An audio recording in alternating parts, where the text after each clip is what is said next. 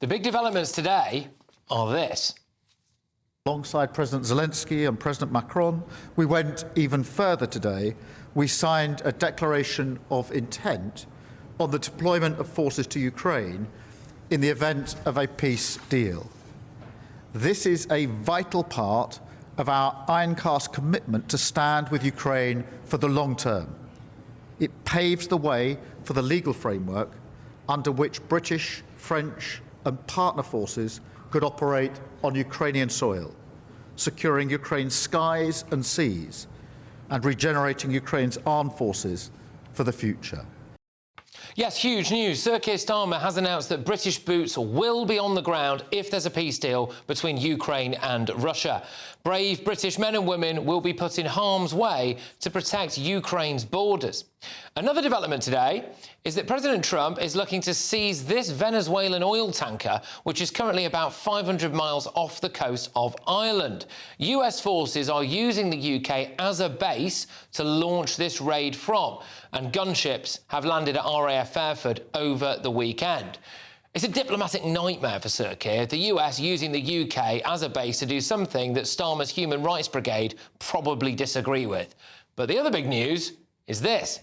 We need Greenland from a national security situation. It's so strategic. Right now, Greenland is covered with Russian and Chinese ships all over the place. We need Greenland. In response to that, today, 6 European countries hit back at President Trump. The UK, France, Germany, Italy, Poland and Spain. They also released a joint statement saying Greenland belongs to its people. It is for Denmark and Greenland and them only to decide on matters concerning Denmark and Greenland. Security in the Arctic must therefore be achieved collectively in conjunction with NATO allies, including the United States, by upholding the principles of the UN Charter, including sovereignty, territorial integrity and the inviolability of borders. These are universal principles and we will not stop defending them. But get this, it looks like President Trump doesn't give a stuff about that, because literally in the last couple of minutes, just as I was walking into the studio, the White House has said that Trump and his team are discussing a range of options for acquiring Greenland, and they're not ruling out using the military. I'll repeat that to you. In the last couple of minutes, President Trump and his team are discussing a range of options for acquiring Greenland, and they are not ruling out using the military. But back to that statement, and specifically this line of it from the Coalition of the Willing, or whatever they call themselves. The inviolability of borders is something that they will not stop defending. Well, that's news to me. Given that Europe has thrown its borders open to the Middle East and Africa for the best part of the last decade, it looks like Britain cares more about the borders of Greenland or Ukraine than it does its own. The number of illegal immigrants who crossed the English Channel in 2025 was up 13% on the year before. We're covering this later, but there are illegal immigrants advertising how to break into Britain online. Look at them there. Wait, this guy gets up, leg it to the lorry. Good luck. I mean, they're brazen about it. I mean, they're filming themselves doing it. They're just showing off. Now, half of that lot will be in Britain now, unquestionably. A story that broke today as well is that 50% of all new homes, all new homes, will go to newly arrived migrants by 2030, which is just 4 years from now. And today, a restaurant announced that it's having to close after 20 years because it's attached to a migrant hotel with 100 illegals in it. So they've had to close the car park. There's constant protest, counter-protest, all sorts of it. They're closed now. How many jobs are lost there? How many livelihoods are lost there? Keir Starmer and co will spring into action over Gaza. They'll get very energised about Venezuela. They'll stand up for Greenland. They'll convene an emergency coalition of the willing so that they can give each other a big hug and a pat on the back and pretend to be the tough guys over Ukraine. But back here in Blighty, they don't seem to care about the invasion of Britain. There's nothing more important than keeping your money and your identity safe online. And with so many VPN options available, choosing the right one can be pretty daunting. But this video's sponsor, ExpressVPN, is making the choice easier for GB News viewers. ExpressVPN is offering up to 75% off, plus 4 extra months free. That's top-level security from just £2.49 a month, and you're covered by their 30-day money-back guarantee. So just click the link in this video's description or scan the QR code now. Remember, when you're online, you are often sharing personal data, so hackers can steal your information, your passwords, your photos, and your bank details in just seconds. But ExpressVPN encrypts your connection, making it virtually impossible for hackers to access your personal information. So why choose ExpressVPN? Well, it couldn't be easier to use. With just one click, you are protected. And ExpressVPN uses military-grade AES 256 encryption, which is the same standard trusted by the US government to guard their classified information. With their new tiered plans, you can protect up to 14 devices at once and manage passwords securely. Live chat support is available 24/7, and it typically connects you in under a minute with a real person. Click the link in this video's description or scan the QR code to get up to 75% off ExpressVPN, plus 4 months extra for free. Start protecting yourself today with ExpressVPN. Let's get our thoughts on my panel on this. We've got GB News contributors Connie Shaw and Will Kingston. We're joined by political commentator and trade unionist Andy Twelves. OK, all right.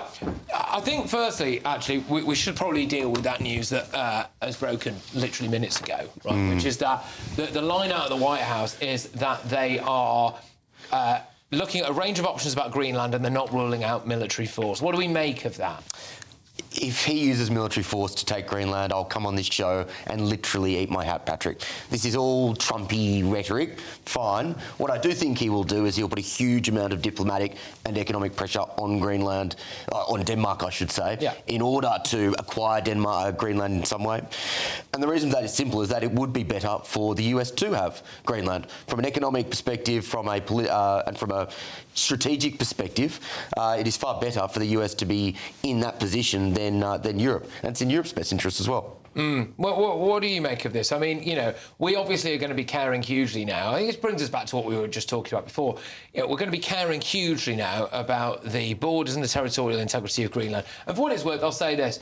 I do think it unquestionably would be outrageous for President Trump and the US military to just seize Greenland. I mean, I kind of agree with Will. I don't realistically think they'll do it. Maybe they will, I don't know. But I think that would be ridiculous. But I can't get past the fact, Connie, that we seem to care more about everyone else's borders than our own. Look, I agree with Will in the sense that I think that Trump's rhetoric is often the way that he negotiates. He makes outrageous claims and then eventually he's able to settle for something less than he was asking for, and it's still a great victory. This whole fiasco with Greenland, like we have been saying, and it is quite outrageous, but it is a huge wake-up call to Europe. The fact that we have been relying on America to fund NATO from basically the beginning, and Trump has forever been saying that Europe needs to step up. And we have to accept, you know, with the story of Venezuela, the international order, international law, what we've seen over the last couple of days is the world basically reverting back to its natural position, whether it's right or wrong, good or bad. The natural order of the world is that great powers, that's how the world runs. The laws are only useful if there's someone to enforce them. And if we're dealing with someone like Russia, we cannot keep saying, oh, you know, we're not against the Russian invasion because, oh, Putin broke international law. It's because we believe in sovereignty of countries. And now we're seeing the US basically accept that we cannot deal with countries like Russia and China who don't care about international law from the beginning. And that's why America is acting like this, whether we agree with it or not. It's a huge wake-up call for us. Andy, watching the coalition of the willing, whatever they call themselves earlier on today, which, as far as I could tell, just seemed to be loads of hugs and handshakes, saying things about the inviolability of borders, whilst we have had what many would regard, myself included, an invasion of our southern border going on for quite a while. Invasion of the entire continent, actually. Some of them invited in, plenty of them, of course, not, for a very long period of time. Yeah, does it not kind of stick in the craw a little bit now that we're talking about, OK, British boots, brave people, men and women, on the ground in Ukraine to try to protect Ukraine's borders when we seem unwilling to protect our own? I think it's worth pointing out, to be clear, the people that are opposed to what happened in Venezuela and what might happen in Greenland isn't limited to some huggy human rights lawyer elite. Marine Le Pen, famously of the quite far right in France, came out and condemned it stronger than Keir Starmer did, what happened in Venezuela. I think this idea, he speaks of acquiring Greenland. It's not a censure acquiring a faculty. It's not some business deal. This is a sovereign nation of 50,000 people. You can't just go, oh, well, we're going to invade you. We're going to put diplomatic pressure on you. No, they're not a sovereign nation, though. Well, no, they're not a sovereign nation. But what? And you can acquire land. That's what happened with Alaska, for example. But, I mean, Frederick X, what's your issue with him? He's the King of Denmark. Why do you think he doesn't deserve... Frederick and I have had our troubles over the years. I don't want to wage them, on national television. Let's just leave Frederick. Genuinely, why do you think that Greenland shouldn't be part of Denmark?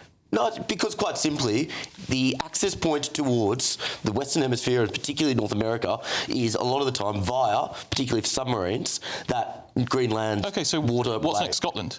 Scotland is hugely important. It's the only place that America can dock their nuclear submarines this side of the continent. If Trump goes, well, I want Scotland. What then? Because that's a hugely important tempted to say he can have it, and nuclear priority to the US. What if he goes, you know what, Keir Starmer, I'm having Scotland. Well, then he can have the conversation. You think it's okay for a senile old man to go, actually, I want that bit of your land and that land and that land and that land. I thought you were against foreign invasions.